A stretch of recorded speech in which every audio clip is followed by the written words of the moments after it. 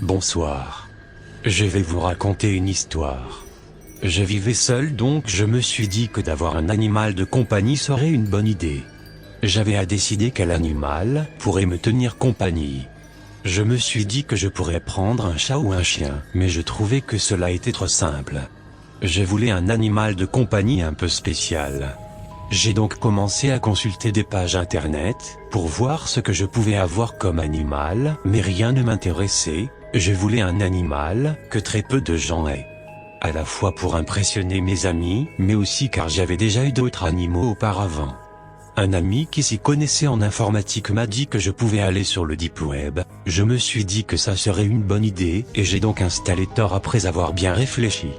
Il a trouvé un lien où je pourrais acheter des animaux étranges. J'ai donc fait le tour des animaux.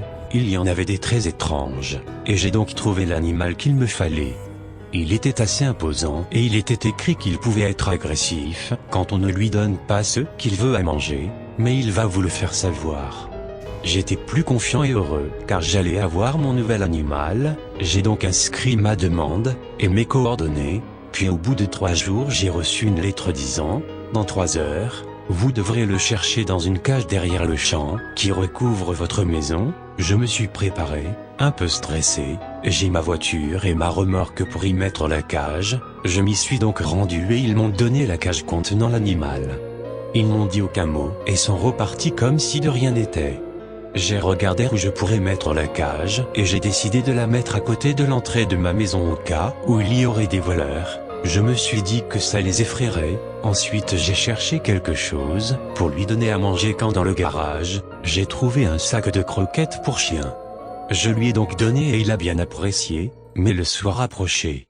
Il avait toujours faim, j'étais perdu, je ne savais plus comment le nourrir, car moi aussi il fallait bien que je mange, puis ensuite je suis allé me coucher en me disant qu'il va rester tranquille jusqu'à demain pour que je lui achète des croquettes, quand tout à coup, j'ai eu un frisson, puis comme un pressentiment que quelque chose n'allait pas comme il le fallait.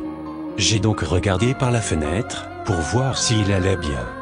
Quand j'ai vu que la cage était ouverte, j'ai eu la peur de ma vie et j'avais comme une envie de vomir. C'était un sentiment très désagréable.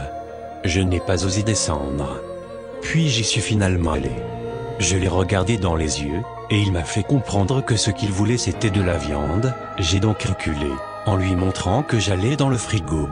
Et à ce moment précis, quand j'étais à moins d'1 mètre de lui, j'ai ressenti un terrible frisson. Je lui ai donc sorti un bout de steak qu'il a déchiqueté en un instant. J'ai essayé de m'enfuir mais il s'est jeté sur moi et m'a arraché la peau du bras gauche. J'ai crié très fort et j'ai essayé de m'enfuir mais il était bien trop rapide. J'étais à terre. Il me regardait avec des yeux terrifiants. J'ai cru que j'allais m'évanouir. J'étais encore un peu conscient quand je l'ai vu fuir sur ses 2 pattes en brisant la vitre. J'ai voulu appeler la police, mais il n'allait jamais me croire. Depuis ce jour, il est toujours en liberté et je n'espère pas qu'il reviendra. J'ai décidé de ne pas en parler, de garder tout cela pour moi.